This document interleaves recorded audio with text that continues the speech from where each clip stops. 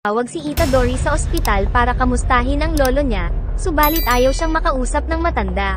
Kinagabihan ay nagpunta si Megumi sa isang kulungan ng manok dahil dito daw itinago ng mga kasama ang isang cursed spirit. Subalit pagtingin ay wala itong laman. Kinabukasan sa school ay kasama ni Itadori sila Sasaki at Iguchi, na mga kagrupo niya sa cult club para magtawag ng espiritu. Nang dumating ang school president dahil ipinapatigil nito ang club dahil wala daw silang ginagawang activity. Kaya giit ng tatlo na iimbestigahan daw nila ang mga trahedya kung saan ang mga football player nila ay na-ospital matapos lang madapa sa field. Bali-balitang may nagpaparamdam daw sa field, saka ipinakita ang balita sa isang dyaryo na may isang trabahador daw ang nawala sa lugar 30 years ago. At pinaghihinalaan nilang ang kaluluwa ng trabahador ang sanhi ng mga trahedya na nagaganap sa field. Subalit giit ng school president na ang sanhi daw ng trahedya ay mga kagat ng garapata. Tapos pinipilit pa nila na pasalihin si Itadori sa track and field club, para mabuwag ang club ng mga weirdo. Subalit ayaw pumayag ni Itadori, kaya napagkasundo ang magduduelo na lang sila sa field. Nagpunta din si Megumi sa nasabing field, kung saan dito pala tumatambay ang isang cursed spirit. Nagsimula na ang duelo nila Itadori at Takagi kung saan palayuan sila ng hagis ng bola. Subalit nang si Itadori na ang tumira ay world record ang nagawa niya kaya panalo na siya kagad. Kaya naman mananatili ang bida sa club ng mga kulto. Dito ay napansin din ni Megumi ang pambihirang lakas ng bida.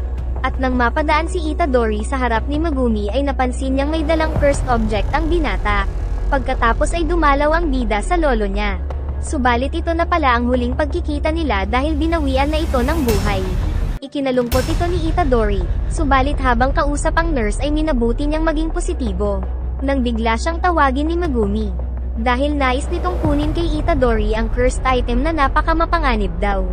Ibinigay naman ito ng bida kay Megumi, pero wala na palang laman dahil kinuha daw ito ng kagrupo niya sa club, dahil gagamitin daw nila sa ritual. Kaya naman natakot si Megumi para sa kanila dahil ikasasawi daw nila ang gagawin. Sa loob ng cult club ay binuksan nila si Sasaki ang bagay na may sumpa, na nakita nilang isang daliri. Nang biglang namatay ang ilaw. Saka yumanig at lumabas ang isang cursed spirit, samantalang nagmamadali ang dalawa para iligtas ang mga cult member. Sa labas ay nakita kaagad nila ang masamang aura. Kaya pinagbawalan ni Megumi si Itadori bago siya pumasok. Sa loob ay hinahanap ng cursed spirit ang dalawa. Ngunit nakitang may kumagat pala sa ulo ni Iguchi, saka sila nahanap ng isa pa. Subalit kaagad na dumating si Megumi para mag-summon ng dalawang lobo. Kinalaban ng mga lobo ang mga spirit sa loob ng school, hanggang sa makarating sa malakas na spirit na nang kidnap sa dalawa. Ngunit hindi niya ito maatake dahil madadami ang dalawang estudyante. Nang bigla namang dumating si Itadori na walang takot na sinuntok ang spirit sa mukha, saka niligtas ang dalawang kaibigan. Kaya nakakuha ng clear shot si Megumi, saka kinain ng mga lobo niya ang halimaw. Hinangaan ni Megumi ang katapangan ni Itadori dahil kahit ngayon pa lang siya nakakita ng cursed spirits ay hindi siya natakot. At pagbuhat kay Sasaki ay nakuha niya ang sukuna finger. Nagiit ni Megumi na pinag-aagawan ng mga cursed spirits para lumakas. Nang biglang may dumating na naman na bagong kalaban na naging dahilan para mahuli nito si Megumi. Pero bago niya magamit ang powers ay binalibag siya nito sa pader kaya naglaho ang mga wolf niya. Saka dahil sa lakas nito ay tumalsik si Megumi sa labas. At sa bingit ng kamatayan ay tumulong si Itadori. Kahit na pinapaalis siya ni Megumi ay matapang niya itong kinaharap kahit na ngayon pa lang siya nakakita ng isang cursed spirit. Ngunit ni kalaunan ay nasuntok siya nito at nabitawan ang sukuna finger. Kaya pilit niya itong kinuha kahit gamit lang ang bibig. At pilit din siyang kinakain ng halimaw kasama ng sukuna finger. Dahil dito ay napagpasyahan niyang kainin na lang ang daliri, na sa tingin ni Megumi ay ikakasawi ni Itadori. Subalit binigyan nito si Itadori ng pambihirang lakas, hanggang sa magawa niyang matalo ang cursed spirit. Subalit nag-iba ang anyo ng bida dahil ang sukuna pala ang nagkokontrol sa katawan niya na labis na ikinabahala ni Megumi. At dito ay nasabik ang sukuna sa dugo ng maraming tao. Pero nagawang makontrol ni Itadori ang katawan niya na siyang ipinagtaka din ng sukuna. Ngunit balak siyang tapusin ni Megumi dahil mapanganib itong nilalang, nang dumating naman si Gojo. Nainasar pa si Megumi dahil pinahirapan daw ito ng cursed spirit kanina. Saka naman sinabi ni Itadori kay Gojo na kinain niya daw ang sukuna finger. Kaya nalaman kaagad ni Gojo na nakipagsanib ang sukuna sa katawan ng bida. Pagkatapos ay nakiusap si Gojo na palabasin niya ang Sukuna. Ngunit nag-aalala si Itadori pero giit ni Gojo na siya daw ang pinakamalakas. Kaya pinahawakan niya ang pinamili kay Megumi, dahil nagsha-shopping pala si Gojo kahit na nagkakandamatayan na ang mga tao. Sumugod kaagad ang Sukuna habang nagsasalita pa si Gojo, subalit inupuan lang niya ito. Muling sumugod ang Sukuna, subalit tila ba pinaglalaroan lang ni Gojo ang special grade cursed spirit, sa kanya ito pinatalsik sa malayo. Kaya nagalit ang Sukuna at sumuntok ng napakalakas kaya nawasak ang gusaling nasa likod ni Gojo. Subalit nagulat siya dahil nakitang nakatayo pa rin na walang gallows ang Jujutsu Sorcerer. Saka naman kinontrol na ulit ni Itadori ang sariling katawan. Ikinamangha ni Gojo na kayang kontrolin ni Itadori ang special grade cursed spirit. Saka siya nito pinatulog. Dahil kapag nagising daw ang bida na hindi nakokontrol ng Sukuna ay isang karapat-dapat daw na vessel nito si Itadori. Ayon sa regulation ay kailangan nilang patayin si Itadori, pero ayaw itong gawin ni Megumi kaya nakiusap siya kay Gojo na sinang-ayunan nito kaagad. Kaya naman dinala siya ni Gojo sa isang silid. Sinabi ni Gojo kay Itadori na nakatakda na daw ang execution ng bida, pero pinigilan niya ito. Saka pinakita ni Gojo ang isa pang Sukuna finger, at pinaliwanag na meron daw 20 nito, pero 6 na daliri pa lang ang hawak ng asosasyon. Ipinakita niya na hindi nila ito kayang wasakin, dahil masyado daw malakas ang cursed object.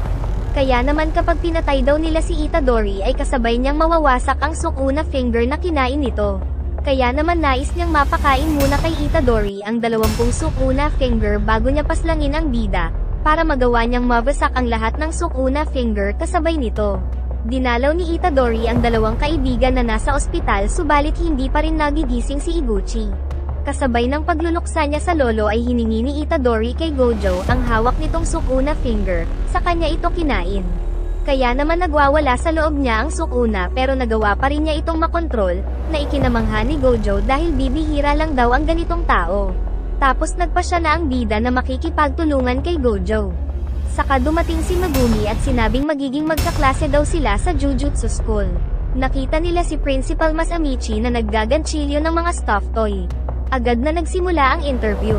Nang itanong ng principal kung bakit nais ng bida na maging isang sorcerer. Kaya pinaliwanag ni Itadori na hiling ng yumao niyang lolo na magligtas siya ng mga tao para dumami ang mga kaibigan. Pero hindi siya pumasa sa interview, kaya pinakilos nito ang isang manika para atakihin ang bida. Nakabawi ng suntok si Itadori subalit nagpabanda-banda ang manika sa loob ng silid, hanggang sa hindi na niya ito makita. Saka siya nito tinakle attack. Dahil hindi daw sapat ang dahilan ng bida para maging isang sorcerer. Saka siya biglang inuppercut ng manika. Pero muling nakabawi ang bida, saka sinabing siya lang ang may kakayahang makontrol ang Sukuna. Kaya nakapasa na siya sa interview, saka siya binawian ng manika, tapos binalaan siya ni Gojo kung gaano ka mapanganib kolektahin ang mga daliri, dahil hinahanap din ito ng mga cursed spirits para lumakas. Subalit matutulungan daw sila ng Sukuna sa loob ni Itadori para mabawi ang mga Sukuna fingers. Kinabukasan ay nagpunta sila sa train station para sunduin ang isa pa nilang kaklase na si Kagisaki. Kung saan hindi nagustuhan ng dalaga ang 2 kaklase. Pero nang sabihin ni Gojo na magpupunta sila sa Tokyo ay nagkasundo sila Kagisaki at Itadori. Pero sa isang lumang gusali sila dinala ni Gojo na ikinadismaya ng 2 magkaklase. Dahil gusto daw subukan ni Gojo ang kakayahan nila Itadori at Kagisaki.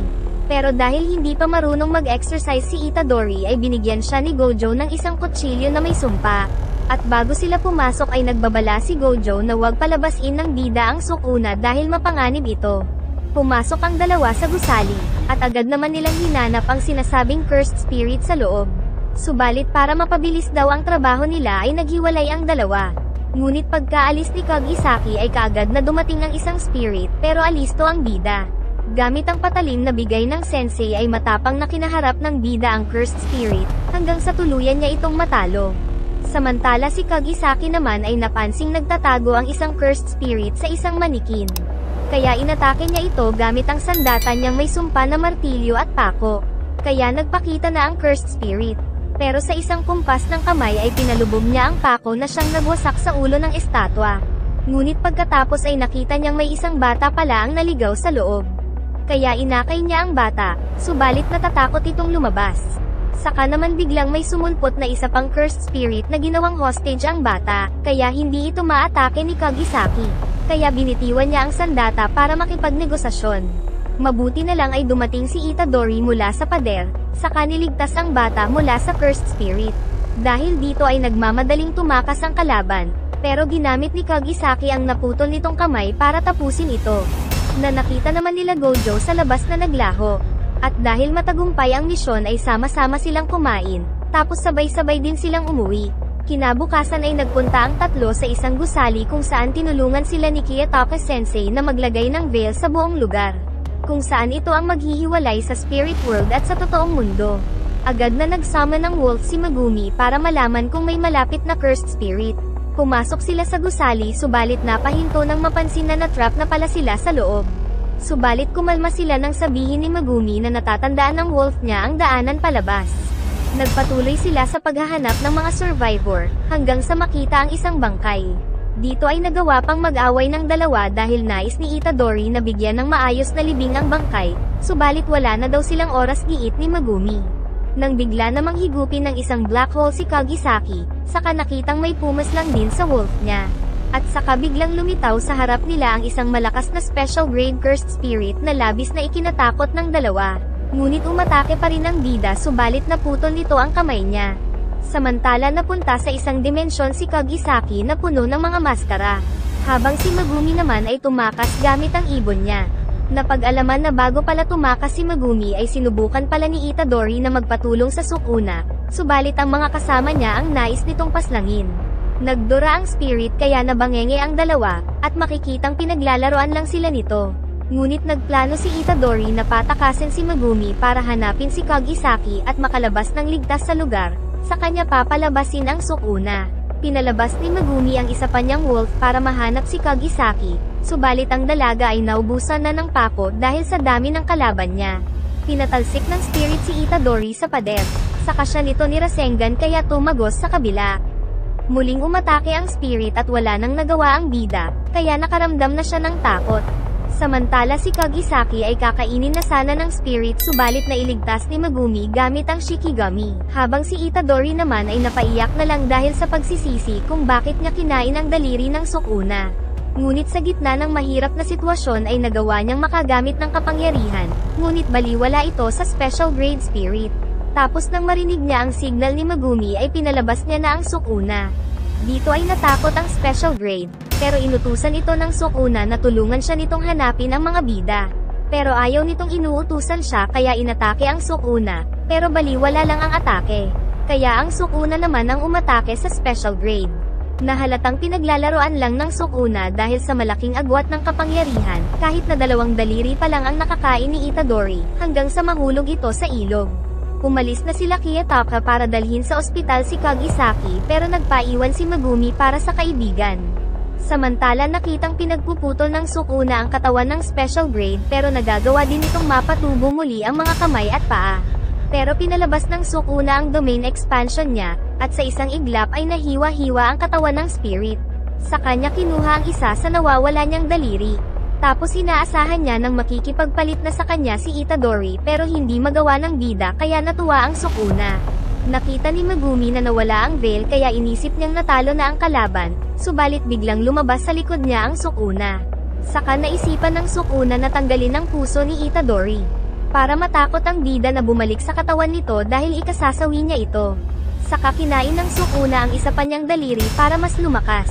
Pero naisip ni Megumi na ang tanging pag-asa para matalo ang Sukuna ay ang tulungang makabalik si Itadori, para sabay silang masawi ng Sukuna. Kahit nakabado ay pinalabas ni Megumi ang alagang Quago, saka pinagtulungan ng dalawa ang cursed spirit. Subalit nasisiyahan pa ang Sukuna sa nangyayari. Saka nito pinatalsik si Megumi, kaya pinalabas niya ang malaking ahas na nakagat ang Sukuna. Saka naman pinagtulungan ng 2 spirit ang cursed spirit. Pero napaslang nito ang malaking ahas sabay nag-teleport sa likod ni Megumi. Tapos tinapon siya nito sa malayo sabay sinapok pa sa ere, saka inulit pa nito.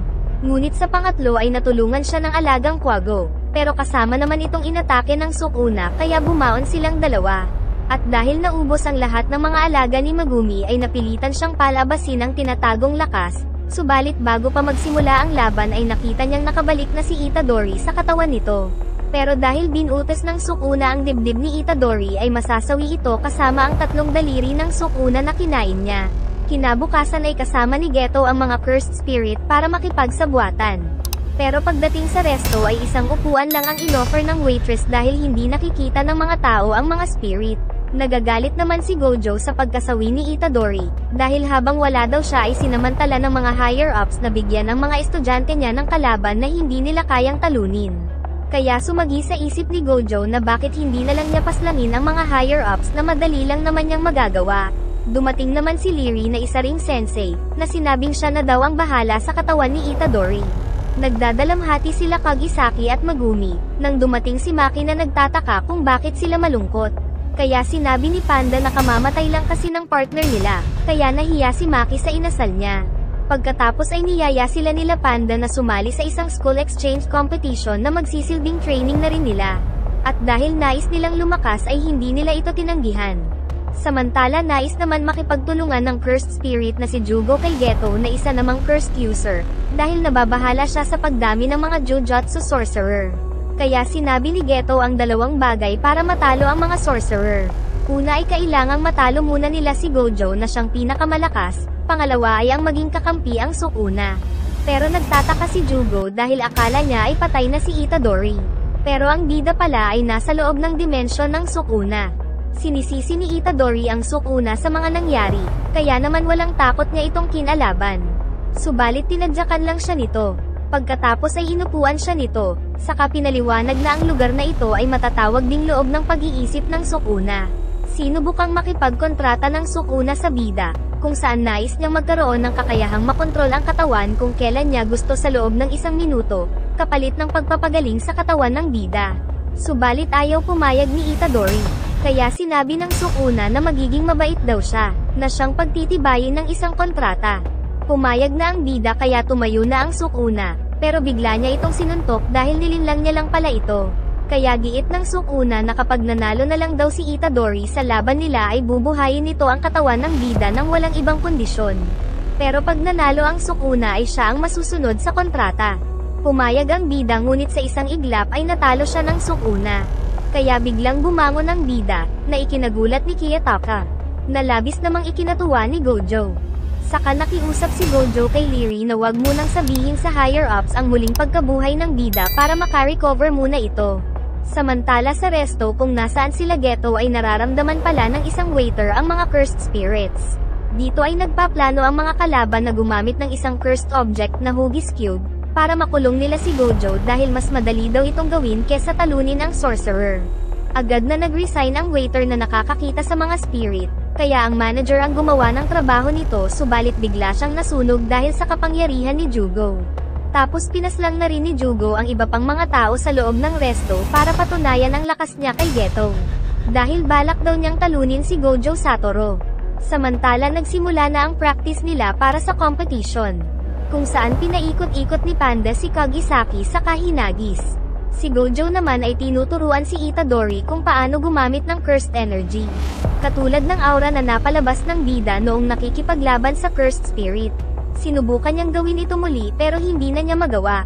Kaya sinabi ni Gojo na nagmumula daw ito sa emosyon, kaya inakala ng bida na kailangan ay maging masungit din siya katulad ni Megumi.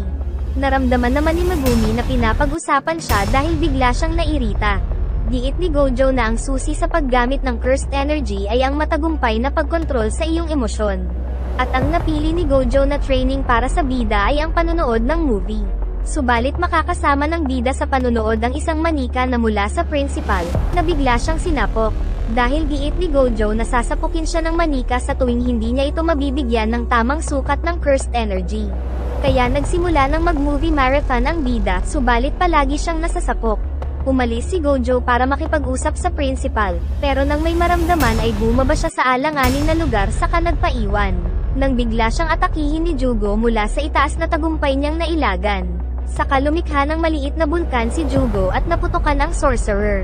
Kaya inakala niyang nanalo na siya sa laban, pero sa kabila ng apoy ay nanatiling nakatayo si Gojo. Napansin ni Gojo na special grade ang kalaban niya, pero labis pa siyang ginanahan. Nagpalabas ng mga insekto si Jugo, na hindi rin inilagan ni Gojo kahit na napakalakas nito. Subalit sumabog ang mga insekto pero nakatakas ang sorcerer. Kaya sa inis ay napasugod na naman si Jugo na agad na kinombo ang sorcerer na inakala niya na namang natapos niya na. Pero nanatili pa ring nakatayo si Gojo. Saka ipinakita ng sorcerer na meron palang tila barrier sa katawan niya kaya hindi siya matamaan ni Jugo. Pero ang totoo ay napapabagal niya pala kumilos ang mga kalaban kapag lumalapit sa kanya. Sa kanya sinikmuraan ang cursed spirit na labis na puminsala dito. Tapos ginawa niya pang punching bag. Tapos nagpalabas pa si Gojo ng napakalakas na curse technique, sa kanya binugbog ng walang humpay ang special grade cursed spirit. Na sinubukan pang lumaban pero sinipa siya ng sorcerer papunta sa lawa. At sa isang iglap ay nadala doon ni Gojo si Itadori para mapanood nito ang mangyayari.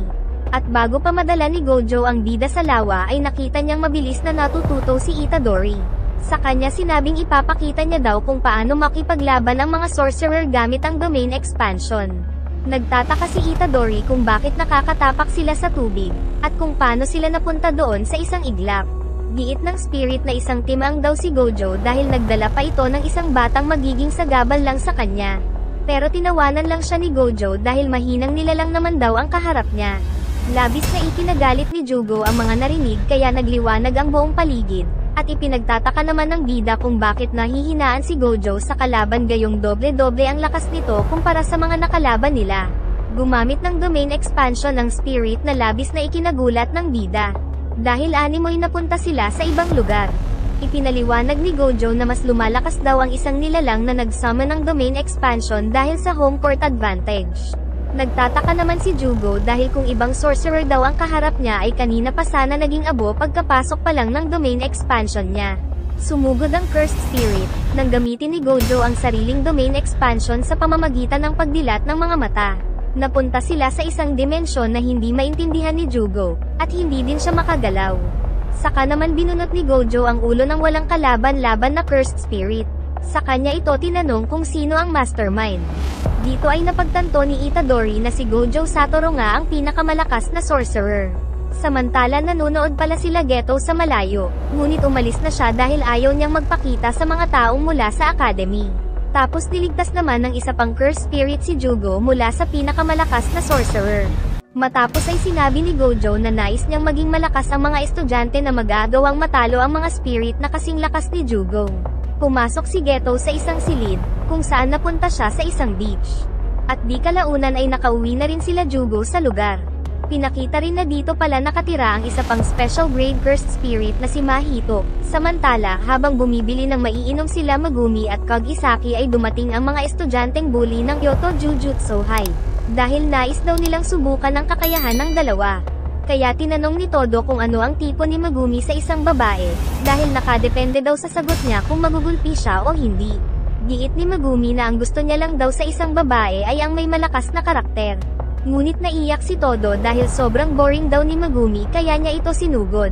Samantala pinigilan ni Mai si Kagisaki na awatin si Todo. Kaya naman nilait na lang ni Kagisaki ang pagmumukha ni Mai dahil mas maganda daw sa kanya ang kakambal na si Maki. Napiken si Mai kaya nilabas nito ang baril. Samantala inis na inis si Todo, pero nababahala si Megumi dahil alam niyang may history si Todo kung saan pinaslang nito ng mag-isa ang 5 first grade at isang special grade cursed spirits. Pero kahit na ganun ay nag-summon pa rin siya ng Shikigami. Subalit mabilis itong inatake ni Todo, saka siya hined throw, tapos susuntukin pa sana pero nakatakas. Walang tigil na pinagsusuntok ni Todo ang first year habang nakangiti, tapos binaon niya pa ito sa tulay. Saka nito winasak ang haligi ng tulay gamit ang katawan ni Megumi. Pero nang muling susuntukin ay nailigtas ng mga Shikigami. Pero agad namang nakawala si Todo. Dahil dito ay nais na ni Megumi na magseryoso. Pero ikinatuwa pa ito ni Todo. Saka naman pinigilan si Todo nila Inumaki, pati na rin ni Panda. Dahil dito ay kumalma na si Todo dahil tapos na daw siyang maglibang. Samantala bugbog sarado naman si Kagisaki kay Mai pero niligtas siya ni Maki.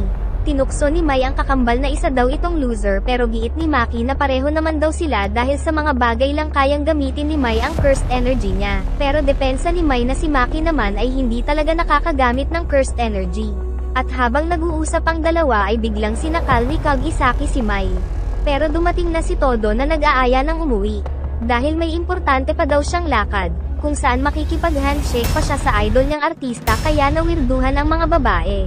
Pag-alis nila todo ay naitanong ni Kagisaki ang tungkol kay Maki, kaya sinabi nitong kailangan niya daw ng cursed eyeglass para makita ang mga spirit, saka umaasa lang din siya sa kapangyarihan ng mga cursed tools. Pero nais niya pa rin maging sorcerer para patunayan sa pamilya niya na kaya niyang maging malakas. Nagpunta si Gojo sa principal ng Kyoto Jojutsu High na si Yoshinobu, para kumprontahin ito dahil alam niyang may kinalaman ito sa pagbibigay ng special grade mission kila Itadori. Nagalit ang second year student na si Kasumi kay Gojo dahil sa inaasal nito, pero natutuwa pala siyang makita ang idol niyang si Gojo pero ayaw niyang ipakita sa principal. Dito ay ipinamukha ni Gojo na nagiging laos na daw ang mga matatanda dahil mas nagiging malakas na ang mga cursed spirits at mga estudyanteng sorcerer kaysa sa kanila. Tapos kaagad nang umalis si Gojo, pero nang utusan ng principal si Kasumi na bumili ng tsaa ay inuna pa nitong magpa-picture kay Gojo. Samantala si Todo naman ay tuwang-tuwa nang makita ang idol niya. Sa isang sinehan naman ay nanunood ang mga cursed spirit, tapos lumabas na si Mahito. Pero sinundan siya ng isang lalaki, at namangha naman si Mahito dahil nakikita siya nito. At sa labas ay naghahanda ang bida kasama ang pro sorcerer na si Nanami para kalabanin ang mga spirit sa loob. Samantala nakapagpa-picture na si Kasumi sa idol niya, subalit pagbalik ay nakalimutan niya pala ang tsaa ng principal. Sa flashback ay pinagtitripan ng mga bully si Yoshino. Dahil pinagbibintangan siya ni Tsubasa na sinisilipan daw siya nito. Kaya nang real talk si Yoshino na hindi naman daw maganda si Tsubasa, at kaya lang siya nilalapitan ng tatlo ay dahil gusto nilang maka-score. Kinabukasan ay nagpunta si Yoshino sa sinehan para manood mag-isa, subalit hindi niya marinig ang palabas dahil sa ingay ng tatlong asungot sa harap. Nagkataon naman na nasa loob din si Mahito kaya pinarusahan niya ang mga asungot. Kinilabutan pero namangha si Yoshino sa nakita, kaya sinundan niya si Mahito sa labas. Hanggang sa makarating sila sa eskinita at magulat si Mahito nang malamang nakikita siya ng lalaki. Saka tinanong ni Yoshino kung paano magkaroon ng ganang kapangyarihan. Kinagabihan ay kinuha ng mga otoridad ang bangkay ng tatlo, saka naman dumating sila Itadori at Nanami. Kung saan tinuruan siya ni Nanami kung paano tignan ang mga bakas ng paa ng gumawa ng krimen gamit ang cursed energy. Nagpatuloy sila sa paghahanap sa salarin hanggang sa makarating sila sa labas, nang mapansing may isang cursed spirit sa likod. Subalit si Nanami daw ang haharap dito dahil may isa pang kalaban sa sulok. Inilabas ni Nanami ang sandata, saka nagsimula ang dalawang sorcerer sa pakikipaglaban, nang mapatalsik si Itadori kaya nakascore ng home run ang kalaban niya. At dahil tinuturuan siya ni Nanami sa gitna ng laban ay hindi siya makafocus sa cursed spirit. Gamit ang curse technique ni Nanami ay nagawa niyang tamaan ang vital points ng kalaban kaya kaagad niyang natalo gamit ang patalim na nakabalot pa. At napansin din ni Itadori na binaliktad ni Nanami ang patalim na parang ginaya si Batusay. Pero napatansik na naman ang bida dahil hindi nakatingin. Dito ay nagawa na rin ni Itadori ang itinuro ni Gojo na paggamit ng cursed energy sa mga kamao, kung saan sa pagsuntok niya ay sumabog pa ito sa katawan ng halimaw. Dito ay napansin ni Nanami na talented si Itadori dahil sa kakaunting cursed energy na kaya nitong gamitin ay nagawa nitong mapinsala ng sobra ang katawan ng cursed spirit. Pagkatapos ay nakita nila ang relo ng spirit, kaya naisip nilang dating mga tao ang mga ito. Pag-uwi ay tinawagan nila si Lyric, kaya nakumpirma nila na dating ang mga tao ang mga nakalaban, at pinilit lang silang mag-transform gamit ang cursed energy. Kaya giit ni Nanami na kailangan nilang galingan ang pagtugi sa kalaban na gumawa nito. Samantala sumama si Yoshino kay Mahito sa kuta nito, kung saan ay itinuturo niya na nagmumula daw sa negatibong emosyon ng mga tao ang mga cursed spirit. Kaya nagkaroon ng cursed spirit na isang puno, bulkan at dagat dahil sa takot ng mga tao dito. Samantala si Mahito naman daw ay nabuo mula sa galit at puot ng mga tao sa isa't isa. Iniisip nila na Nami ang mga maaaring kuta ng kalaban, saka naman pinapaimbestigahan niya sa bida si Yoshino dahil nakita ang bata sa camera na tumatakbo mula sa crime scene. Bago umalis ay bumalik si Kiyotaka, dahil alam daw niyang alam na ni Nanami ang tamang lokasyon. Pero naisip ni Nanami na tila ba isang patibong ito kaya ayaw niyang isama si Itadori. Palaging pinapagtripan ng mga siga ang club nila Yoshino sa school. Kaya naman gusto niyang laging kausap si Mahito dahil gusto niyang matutong lumaban. Pinakita ni Mahito ang isang nilalang na gawa sa tao na ani ay pinakamalaki niya daw na nalikha, at ang hawak naman ni Yoshino ay ang pinakamaliit daw na obra ni Mahito. At pinaliwanag pa ng cursed spirit na may kakayahan daw siyang baguhin ang anyo ng isang tao sa pamamagitan ng pagdampilang dito. Habang papauwi si Yoshino ay saka siya nakita nila Itadori sakay ng kotse. Kung saan gagamit daw sila ng mahinang cursed spirit para malaman kung nakikita ba ito ni Yoshino. Samantala mag-isang sumugod si Nanami na agad na napaslang ang mga halimaw. Nagpakita sa kanya si Mahito dahil natutuwa daw itong hindi si Gojo ang nagpunta. Ngunit dahil ayaw mag-overtime ni Nanami ay gusto niyang magbakbakan na sila agad. Agad silang naglaban na mapapansing halos match lang sila pero naputol ang kamay ni Mahito. Ngunit giit ni Mahito na wala daw kakayahan si Nanami na saktan ang kaluluwa niya kaya wala daw pag-asang manalo ang sorcerer. Saka pinagaling ni Mahito ang kamay, tapos balak niyang gumamit ng mga tao na ginawa niyang halimaw. Nakasalubong ni Yoshino ang teacher niya na nagtataka kung bakit hindi daw siya nagpunta sa burol ng tatlo niyang kaklase. Subalit nainis lang si Yoshino dahil mga bully sa kanya ang mga nasawing kaklase kaya aatakihin niya sana ang guro, pero natigilan siya dahil dumating si Itadori. Nakumpirma ng bida na nakikita ni Yoshino ang cursed spirit na hawak niya. Subalit kinukulit sila ng guro na paimportante, kaya naman kinuha ni Itadori ang pantalon ng loko saka itinakbo. Pero agad na nakabalik si Itadori kay Yoshino. Samantala patuloy ang umaatikabong bakbakan nila Nanami at Mahito. Subalit na-distract si Nanami nang makitang umiiyak ang taong ginawang halimaw ng kalaban. Ikinatuwa ito ni Mahito, saka nahawakan niya si Nanami pero agad na nakatakas. Saka sinabing kapag muli niyang nadampian si Nanami ng 2 o 3 pang beses ay magiging isa na rin itong halimaw. Muli silang naglaban subalit mas nag-ingat si Nanami kaya siya tumatakbo palabas pero agad na nahabol ng kalaban. Ngunit pagsapit ng alas 6 ng hapon ay pinalabas na ni Nanami ang itinatagong lakas dahil overtime niya na daw sa trabaho. Kaya mas lalong ginanahan si Mahito.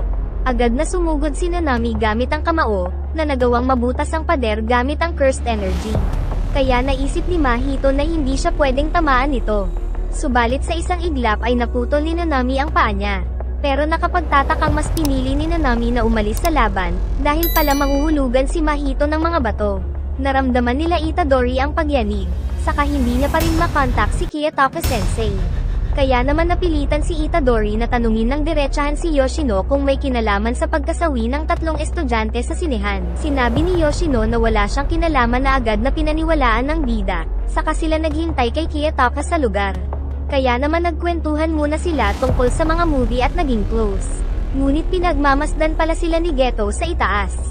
Nakita sila ng nanay ni Yoshino na pinagkamalang magkaibigan ng 2, kaya niyaya ng babae si Itadori na sa kanila na maghapunan. Pinuntahan ni Geto ang pinangyarihan ng laban, nang lumabas si Mahito na nagawa pa ring makasurvive dahil ang pisikal na katawan niya lang daw ang kayang saktan ng nakalabang sorcerer. Nagulat si Kiyotaka nang malamang sumama sa bahay nila Yoshino si Itadori, kaya kinakabahan siyang baka malaman ito nila Gojo o Nanami. Pero hindi pa siya nakakaalis ay tinawagan na siya ni Nanami. Inutusan siya ng pro sorcerer na magpadala ng backup dahil kailangan daw niyang magpagamot kay Leary. Tapos naisip ni Nanami na mas magiging mapanganib pa daw si Mahito kung hindi niya ito mapapaslang sa lalong madaling panahon. Samantala si Itadori ang naging bangka sa inuman nila kaya naging kaklose niya na ang mag-ina. Hanggang sa makatulog na ang nanay ni Yoshino sa labis na kalasingan. Subalit paggising nito ay nakakita siya ng daliri ng Sukuna sa mesa, saka lumabas ang isang cursed spirit na tumapos sa babae. Nabalitaan nila Nanami at Itadori ang nangyari. Subalit ayaw pa rin siyang payagan ni Nanami na sumama kung ang kalaban ay isang special grade spirit. Samantala nagdamit ng itim si Yoshino saka lumabas para magpunta sa school kung saan merong pagtitipon. Nakita nilang may itim na ulap sa labas, dahil ito pala ang veil na ginagawa ni Mahito na siyang nagkulong sa buong school. Dahil ayaw daw gamitin ni Geto ang cursed energy niya para hindi siya mahanap ng mga sorcerer.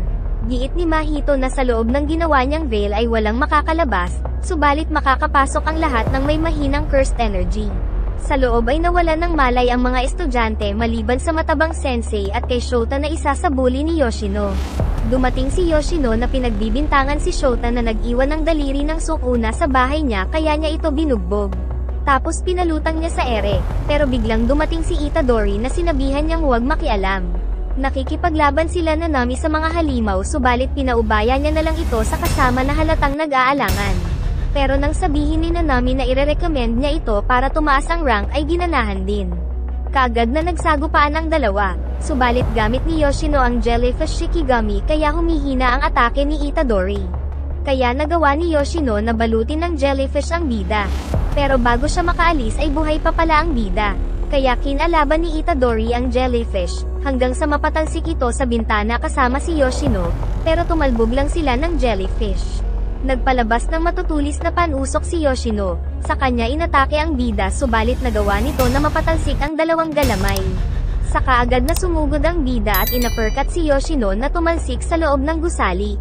Tinatanong ng bida kung bakit siya naging masama, kaya giit ni Yoshino habang umiiyak na sinusumpa daw kasi sila ng nanay niya ng lahat ng mga tao. Muling umatake si Yoshino pero hindi umilag ang bida, para patunayang hindi lahat ng tao ay kinamumuhian sila. Saka niyaya niya si Yoshino na maging isa ring sorcerer para malaman kung sino ang nagsumpa sa nanay nito. Pero nagpakita naman si Mahito na agad na pinalaki ang kamay at inatake ang bida. At dito palang napagtanto ni Yoshino na si Mahito pala ay isa sa mga masasamang nilalang. Pero huli na ang lahat dahil ginawa na din siya nitong isang halimaw, na agad na inatake ang bida. Subalit nais ni Itadori na pagalingin si Yoshino, kaya nakiusap siya sa Sukuna na pagalingin ang kaibigan kahit na anong kapalit. Tumanggi ang Sukuna, saka natuwa pa ito dahil nakalimutan ni Itadori ang tungkol sa kontrata nila. Kaya naman pinagtawanan si Itadori ng dalawang cursed spirit. Saka nasawi na si Yoshino dahil sa hindi kinaya ng katawan nito ang ginawa ni Mahito na hanggang ngayon ay tuwang-tuwa pa rin. Sinuntok siya ni Itadori dahil sa inis, saka nagulat si Mahito dahil nagawang mapinsala ng bida maging ang kaluluwa niya. Labis nang nagalit si Itadori kaya walang humpay niyang pinagsusuntok ang kalaban. Nagpalabas si Mahito ng mga kadenang patalim na maingat na inilagan ng bida hanggang makarating sila sa labas. Gumawa ng drill si Mahito, na siyang tinira sa bida subalit nahawakan ni Itadori ang tali nito. Pero nagulat ang bida nang magkaroon ng mga panusok ang tali, pero hinaatak pa rin niya ito kaya tumama sa gusali si Mahito. Sinuntok ng bida ang lupa kaya naging maalikabok, kaya nakalapit ang bida at nasuntok si Mahito. Pero natuwa pa ito dahil tinusok niya si Itadori. Saka naman sinubukan ni Mahito na palabasin ng sapilitan ang Sukuna. Pero nagulat siya nang mapunta sa domain expansion ng Sukuna, na sinasabing sa susunod na pakialaman niya pa ito ay agad siyang tatapusin. Nakabalik na sa reality si Mahito subalit hinedbat naman siya ng bida ng paulit-ulit tapos tinadyakan pa sa mukha. Subalit biglang napunta sa likod si Mahito na tatapusin na sana ang bida pero dumating naman si Nanami para iligtas siya. Nang makita ni Nanami na may dugo sa ilong si Mahito ay naisip niyang tumatalab ang atake ni Itadori dito.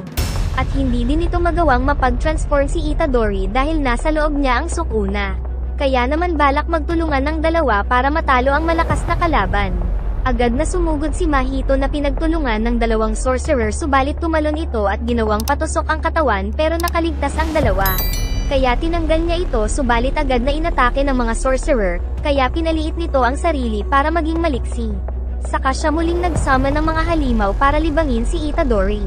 Para masolo niya si Nanami na may lamang siya pagdating sa teknik. Hindi magawang sakta ni Itadori ang mga halimaw dahil alam niyang dating tao ang mga ito, kaya naman tatapusin na sana ng cursed spirit si Nanami, subalit biglang dumating si Itadori. Dito ay walang tigil na inatake ng dalawa si Mahito para hindi ito makapag-regenerate. Kaya naman ginamit nito ang huling alas niya na domain expansion, kung saan nakulong niya si Nanami sa loob. Samantala sinusubukan naman ni Itadori na makapasok sa domain expansion ng kalaban. Alam ni Nanami na ang buhay niya ay nasa mga palad na ni Mahito sapagkat siguradong tatama ang atake ng kalaban sa kanya dito. At dahil nalalapit na ang pagkasawi ni Nanami ay nag-flashback na sa kanya ang naging buhay.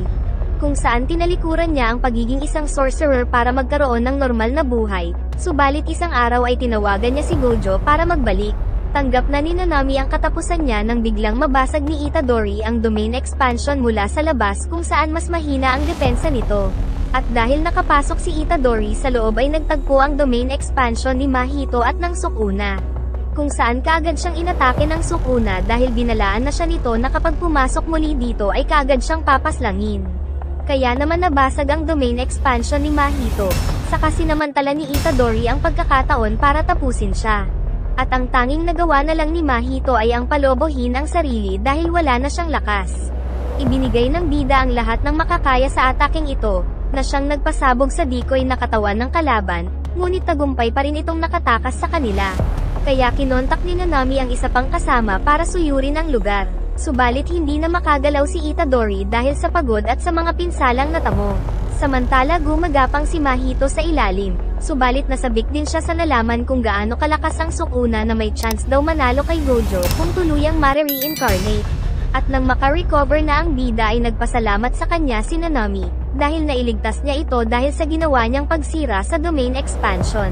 Samantala nakarecover na rin si Jugo, nang dumating si Mahito sa lugar para mag-relax. At dahil nalaman ni Mahito kung gaano kalakas ang Sukuna ay nagplano silang kolektahin ang lahat ng mga daliri nito para tulungan itong ma-reincarnate. At handa silang gawin ito kahit na may tsansang paslangin din sila ng Sukuna. Excited na daw na makipagkita si Itadori sa mga kaibigan niya, pero giit ni Gojo na gawin daw nila itong isang surprise para mas exciting na siyang sinang-ayunan ni Itadori. Nagulat si Kagisaki nang makitang siya lang ang may dalang bagahe. Kaya giit ni Panda na sa Tokyo naman daw gaganapin ang nasabing event kaya nagalit sa kanya ang dalaga. Samantala dumating na rin ang mga taga Kyoto Jujutsu High. Pati na rin ang sensei nila na si Yori Utahimi, subalit late na naman si Gojo. Pagdating ni Gojo ay may dala itong mga souvenir na isa-isang pinamigay sa mga estudyante. Saka binuksan ang dalang bagahe at agad na lumabas si Itadori. Pero mukhang hindi natuwa ang mga kasama nang malamang buhay pa ang kaibigan.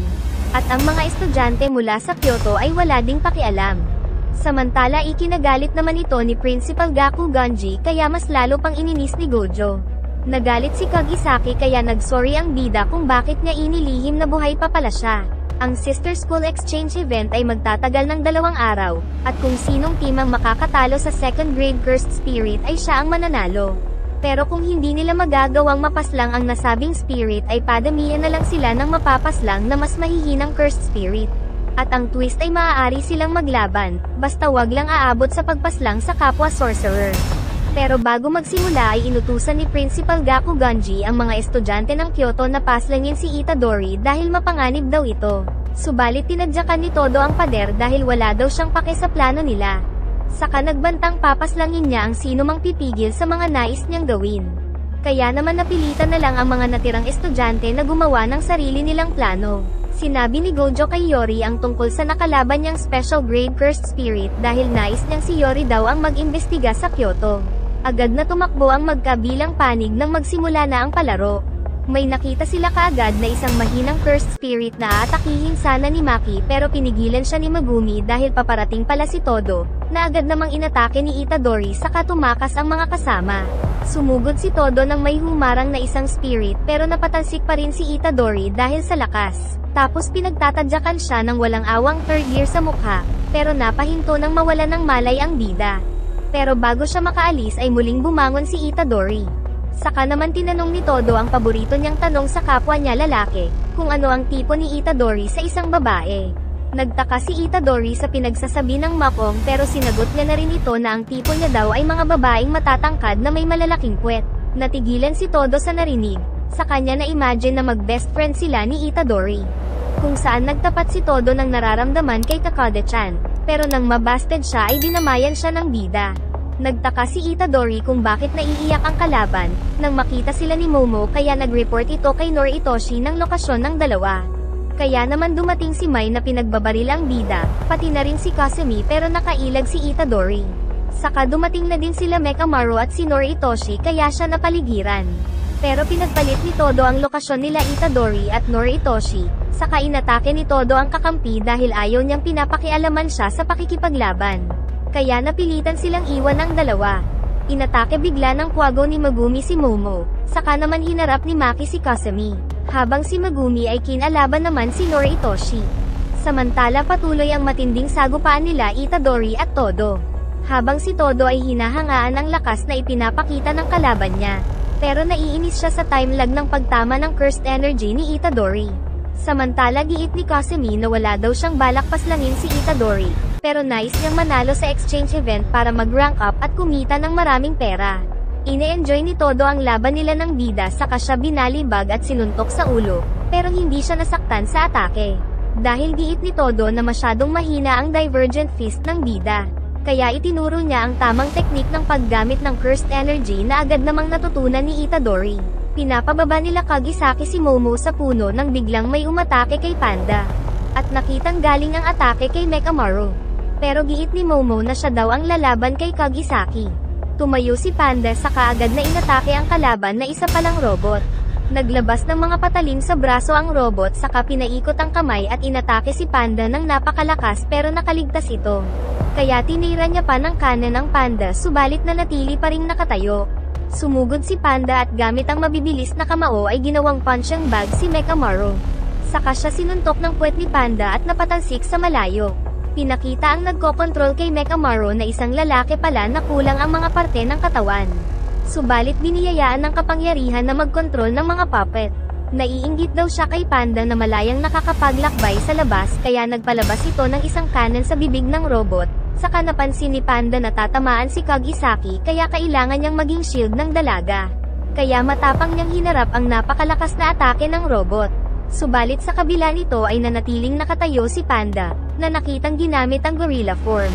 Agad na sumugod si Panda, kaya sinubukang salagin ni Mechamaru pero hindi ito umubra kaya siya napatalsik ng napakalayo.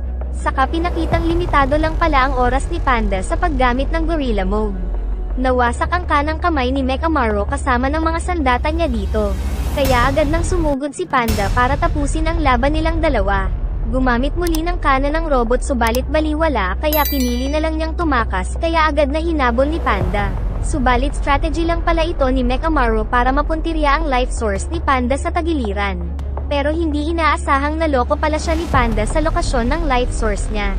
Kaya naman dinakot ni Panda ang pagmumukha ni Mechamaru at tuluyan na itong natalo. At bago umalis si Panda ay sinabi nitong nais niyang dalawin si Mechamaru. Nagulat naman si Kasumi dahil malakas din pala si Maki. Taliwas ito sa sinabi ni Mai na mahina daw ang kakambal niya dahil wala itong cursed energy. Ngunit sa tansya ni Kasumi ay madaling matatalo ni Maki ang isang second grade cursed spirit dahil kinakawawa siya nito. Nasipa siya ni Maki papunta sa ilog pero nakaiwas siya sa malakas na atake. Kaya gumamit si Kasumi ng cursed technique, pero nang mapansin ito ni Maki ay pinutol niya ang sandata saka hinagis kay Kasumi, para makalapit siya nang hindi tinatamaan ng teknik. Sa kanya binalimbag si Kasumi at nagawang maaga ang espada ng kalaban. Nakita ito ng Quago na kinokontrol ni Mei Sensei, kaya napag-usapan nilang dapat daw ay matagal ng second grade sorcerer si Maki kung hindi lang hinaharangan ng sarili niyang clan dahil hindi nila matanggap na walang cursed energy si Maki. Samantala hinahabol ni Kagisaki si Momo, nang magpakawala ito ng malakas na hangin. At gamit ang broom ay pinuntirya ni Momo ang mukha ni Kagisaki kaya ito nagalit. Kaya naman pinaulanan niya ng pako si Momo na madali lang nitong iniilagan. Pero hindi tumigil si Kagisaki sa pagpapaulan ng mga pako na tumatama lang sa mga puno. Sa kanya pinasabog ang mga pakong nasa puno kaya nahirapan sa pag-ilag si Momo. Ginamit din ni Kagisaki ang isa pang pako para maabot si Momo at makakuha ng piraso ng walis, kung saan kinulam niya ang walis ni Momo para hindi niya ito makontrol. Saka naman gumamit si Kagisaki ng squeaky hammer para hindi niya mapaslang ang kalaban. Ngunit bago tumama ang pangalawa ay tinamaan ito ng rubber bullet na nagmula pala kay Mai na nasa malayo. Pero di kalaunan ay nakita naman siya ni Maki. Binaril ni Mai ang kambal subalit nahiwa lang ang bala. Saka ginamit ni Maki ang bilis para makalapit sa gunner at matadyakan ito. Pinakita sa nakaraan na natatakot si Mai sa mga cursed spirit, pero dahil hindi nakakakita si Maki ay baliwala lang sa kanya ang mga ito. At pagtanda nila ay nagpas siyang lumaya si Maki para maging malakas, ngunit magbabalik daw siya para maging leader ng Zenon clan na tinawanan lang ng kasalukuyang leader nila na si Naobito. At iniwan niya mag-isa si Mai kaya nagalit ito. Pinagbabaril ni Mai ang kakambal, subalit gamit ang bilis ay nagawa muli ni Maki na makalapit. Pero may natira pa palang bala si Mai, na siyang ikinagulat ng kakambal kaya akala ni Mai ay panalo na siya.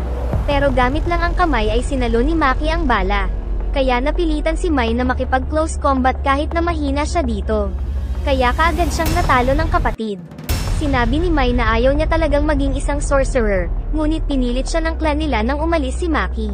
Pero walang pinagsisisihan si Maki sa mga ginawa. Walang tigil na hinahabol si Megumi ng mga palason ni Noritoshi. Ngunit nang maubos ang palason ng kalaban ay lumapit ito para makipaglaban gamit ang kamao, at ikinagulat ni Megumi ang pagiging malakas din nito sa close combat.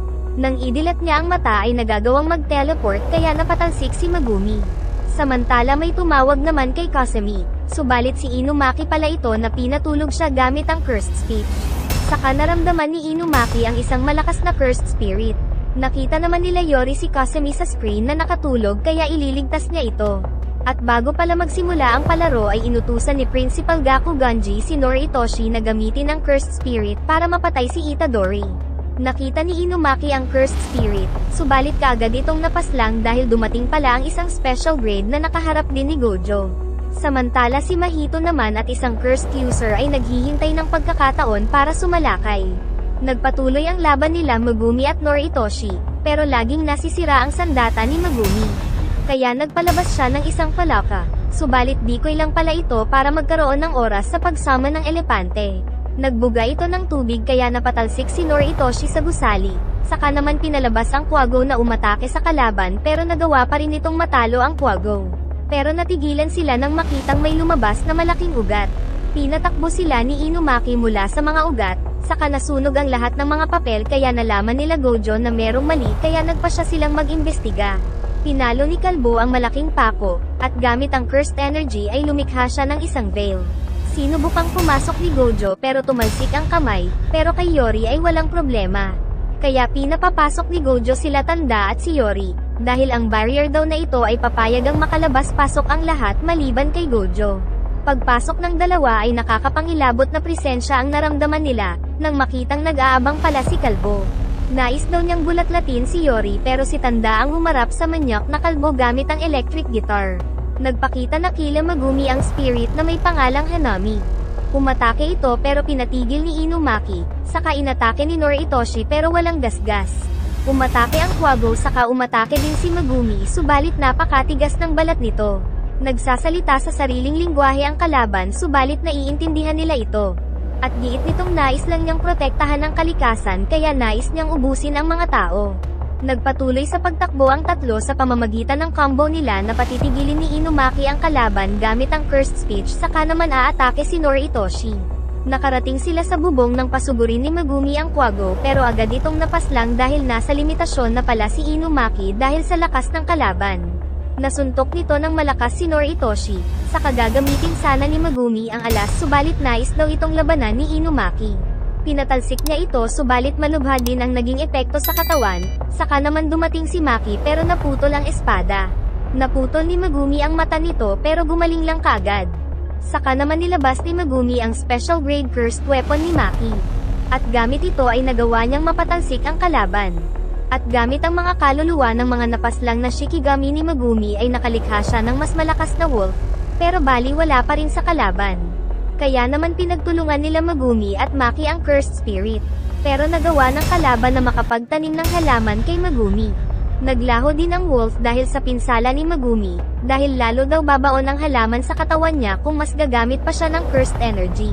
Sinubukang lumaban mag-isa ni Maki pero agad siyang natalo. Kaya balak ni Megumi na mag-summon muli kahit na ikakasawi niya na ito. Subalit bago niya magawa ay dumating naman sila Todo at Itadori. Pinadala nila kay Panda sila Maki at Megumi para makapag-focus sa kalaban.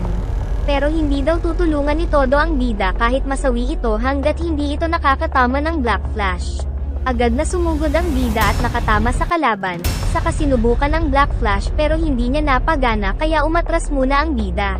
Sinampal siya ni Todo dahil masyado daw galit si Itadori kaya hindi makontrol ang cursed energy. Tapos sinampal siya ulit para makapag-focus. Kaya sa sobrang focus ay hindi niya napansing tumutulo na ang laway. Pero dahil dito ay agad na nakatama ng Black Flash ang bida, naramdaman ni Itadori ang malakas na cursed energy sa katawan, kaya natuwa ang bago niyang best friend, subalit pinagaling lang ng kalaban ang kamay nito.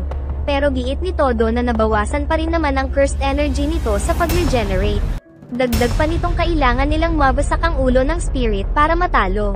Napilitan si Hanami na ilabas ang kaliwang kamay, kaya kahit pinagtutulungan siya ng dalawa ay nagagawa niya pa ring pahirapan ang mga ito. Pagsugod ng dalawa ay pinaglaho niya bigla ang mga ugat kaya makaka-free hit siya sa ere. Pero gamit ang mga paa ay nagawang makailag ng mag-best friend. At ngayon ay binabalak na ni Todo na magseryoso sa laban. Bago gamitin ni Todo ang teknik ay pinagplanuhan niya muna ang kalaban. Tapos sumugod sila ni Itadori pero nahuli siya ng sanga sa paa. Tapos winasiwas saka inihagis sa patusok, pero nakipagpalit si Todo kaya si Hanami ang natusok. Dahil ito pala ang sinasabing teknik ng Muscle Man. Sumugod muli ang dalawa, at gamit ang teknik ni Todo ay nalilito ang Cursed Spirit kung kailan sila aatake kaya nagawa nila itong mabugbog. At dahil dito ay nagawa ng bida na mabugbog si Hanami gamit ang magkakasunod na Black Flash. Patuloy nilang pinagtulungan ang Special Grade Spirit, kaya nagpalabas si Hanami ng maraming mga tiyanak na siyang tinira sa dalawang sorcerer. Subalit biglang pinagpalit ni Todo ang lokasyon nila Hanami at Itadori. Dahil nalaman pala ni Todo ang sikreto na hindi tumatalab ang mga ito kapag tinanggal mo ang cursed energy sa katawan. Saka ulit pinatikim ni Todo ng malakas na sipa sa balikat. Pagkatapos ay kinuha ni Todo ang Special Grade Curse Tool na pinagpalit niya kay Itadori. At ito ang ginamit niya sa mukha ng kalaban, pero hindi pa rin ito natalo. Saka humigop ng kapangyarihan si Hanami mula sa kalikasan kaya natuyo ang paligid. Tapos titirahin sila nito ng malakas na kapangyarihan, pero biglang naglaho dahil nawasak na pala ni Gojo ang barrier. Samantala si tandang principal naman ay kinalaban ni Boy Kalbo, at habang tumatakbo si Yori ay muntikan na siyang mahiwa ni Haruta. Dumating sila Kagisaki pero natuwa pa si Loco dahil ang dami daw chicks. Pero nang makita nilang nawala ang barrier ay tumakbo na rin si Haruta. Pero iba si Kalbo dahil naiinis siya kay Gojo. Nakita ni Gojo na nasa maayos na kalagayan naman sila Itadori at Todo kaya nagpunta siya kay Kalbo na parang baliw siyang sinugod. Saka ito binanata ni Tanda pero hindi nila pinatay dahil tatanungin kung sino ang mastermind. Tapos nagsummon si Gojo ng dalawang bola na asol at pula, saka pinagsanib at tinira sa lokasyon ni Hanami. At harap-harapang nakita nila Itadori kung gaano ito kalakas. Pero hindi nila alam kung natalo ba ang kalaban. Samantala tagumpay naman si Ma ito na makuha ang daliri na tinatago ng mga sorcerer. Di kalaunan ay nakitang nakaligtas pala si Hanami pero malubha ang lagay. Kaya binalak itong tapusin ng manyak pero pinigilan siya ni Mahito. Pagkatapos ng nangyaring labanan ay naglaro muna sila ng baseball para mag-relax.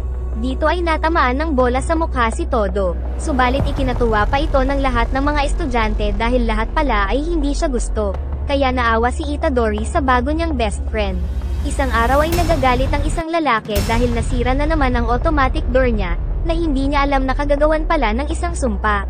Kinabukasan ay nakasakay sa kotse ang grupo dahil may bago silang iimbestigahan na kaso ng sumpa. Tinitignan nila sa tablet ang mga litrato ng biktima, na lahat ay pawang magkakaklase noong mga bata pa sila. Kaya nagpunta sila sa nasabing school kung saan nakakita sila ng mga siga na takot pala kay Megumi. Dahil kinatatakutan pala si Megumi sa dati niyang school dahil binugbog niya ang lahat ng mga gang dito. Dumating si Tanda na siya palang nagpatawag sa grupo, kaya tinanong nila ito tungkol sa insidente. Ayon sa matanda na ang lahat ng mga biktima ay nagpunta daw sa isang tulay na kilala bilang lugar na maraming nagpapakamatay. Samantala hawak ni Mahito ang 3 cursed object na nakuha niya sa mga sorcerer, na siyang pinakain niya sa isang biktima, kaya naging halimaw ito. Kinagabihan ay nagpunta ang 3 sa nasabing lugar, kung saan inantok na sila sa kahihintay subalit walang nagpakitang cursed spirit. Kaya nagmeryenda muna sila sa 7-Eleven nang dumating ang magkapatid at dati palang kaklase ni Megumi ang babae na si Fujinuma. Ikinwento ni Fujinuma na dati ay nagpunta din daw siya sa tulay, at kamakailan ay nagsimula na ring magloko ang automatic door nila sa apartment na tulad ng nangyari sa mga unang biktima bago sila masawi kaya kinakabahan siya. At dagdag pa nito na kasama niya daw ang ate ni Megumi noong nagpunta siya sa tulay, na ikinagulat ng grupo. Kaya naman kinabahan si Megumi dahil malamang ay sunod na ring target ang ate niya. Tinawagan ni Megumi si Kiyotaka para pabantayan ang ate sa ibang mga sorcerer, pero giit ni Kiyotaka na mahihinang sorcerer lang daw ang libre sa ngayon. Nag-advise din si Kiyotaka na itigil nila ang misyon dahil lubhang mapanganib, pero gusto na itong makalaban ni Megumi para subukang iligtas ang kapatid. At dahil ayaw niyang mapahamak ang mga kasama ay pinilit niyang pauwiin ang dalawa. Kinagabihan ay nagpunta siya mag-isa sa tulay, subalit nandoon din pala sila Itadori. Dito ay pinagtapat ni Megumi na matagal na palang may sakit ang ate niya dahil sa nasabing sumpa, kaya nais niyang matalo ang sumpa sa lalong madaling panahon. Nakapasok ang 3 sa hindi kumpletong domain expansion, kung saan nakita nila ang sumpa na kamukha ni Diglett. At nagulat sila dahil may dumating pang isang sumpa, na alam nilang walang kinalaman sa sumpa sa tulay. Kaya nagpasya si Itadori na siya ang haharap dito. Nakipag one-on-one si Itadori sa cursed spirit na ginawa niya lang isang punching bag, nang mapansing asido ang dinodora nito. Samantala si Kagisaki at Megumi naman ay inuubos ang mga cursed spirit na mukhang Diglett. Pero mamaya ay biglang may kumuha kay Kagisaki. Saka sumunod din dito ang kalaban ni Itadori. Kaya pinasunod ni Megumi ang bida para tulungan si Kagisaki, dahil siya na daw ang bahala sa pakay nilang sumpa.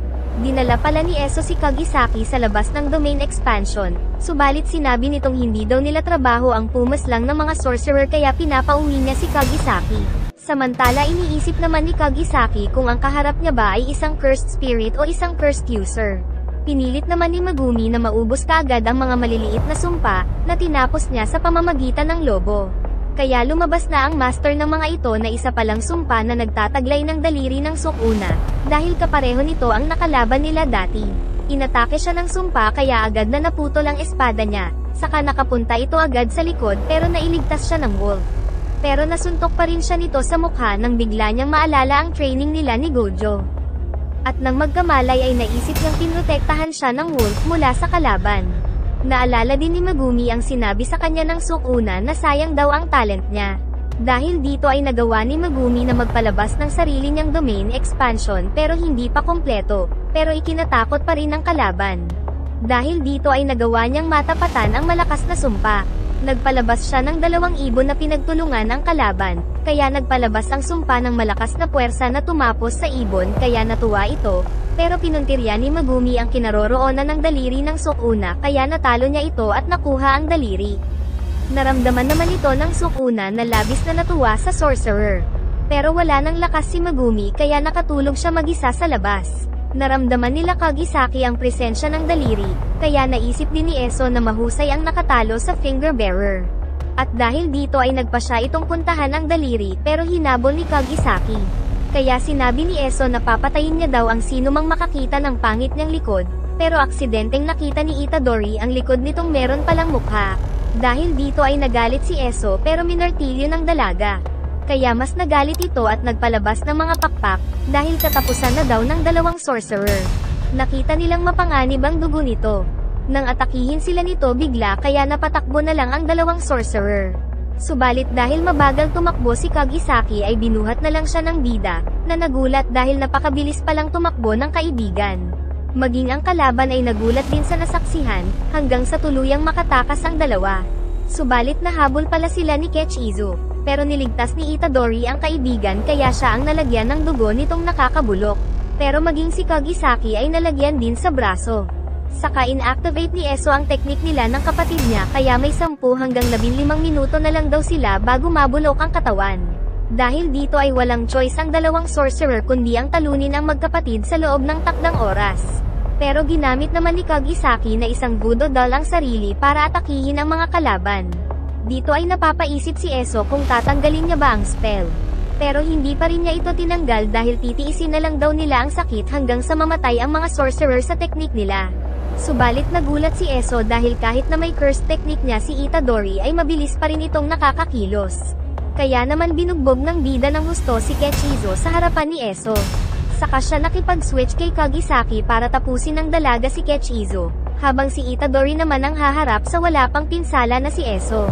At nang makita niyang nanghihina ang kapatid ay tinanggal ni Eso ang teknik, bago siya nakipagbanatan sa ating bida. Pero nasapul naman siya ng Black Flash kaya tumalsik. Tapos hinabol ng suntok ng bida kaya gumamit na naman siya ng kapangyarihang dugo pero hindi niya matamaan ang ating bida. Pagkatapos ay magkasabay na naghanda ang 2 gamit ang Black Flash ni Itadori at gamit ang Resonance ni Kagisaki.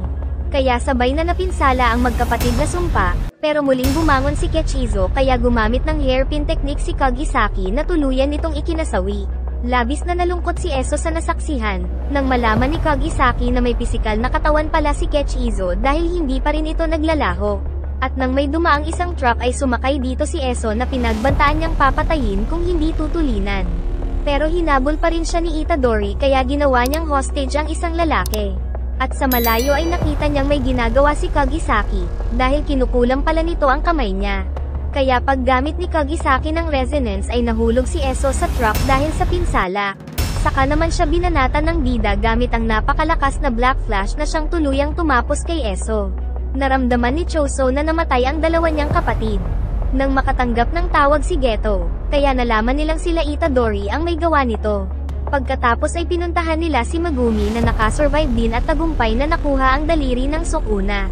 Pero nang ibigay niya ito kay Itadori ay nakain naman ito ng Sukuna pero nanatiling kontrolado ang sarili. Dahil sa mga nangyari ay nirecommend nila Mei at todo ang mga estudyante ng Tokyo Jujutsu High na ma-promote ang rank bilang mga first grade sorcerer. At matapos ang mga nangyari ay namimili ang tatlo nang makatanggap si Megumi ng mensahe mula kay Gojo Sensei na meron daw silang bagong top secret mission.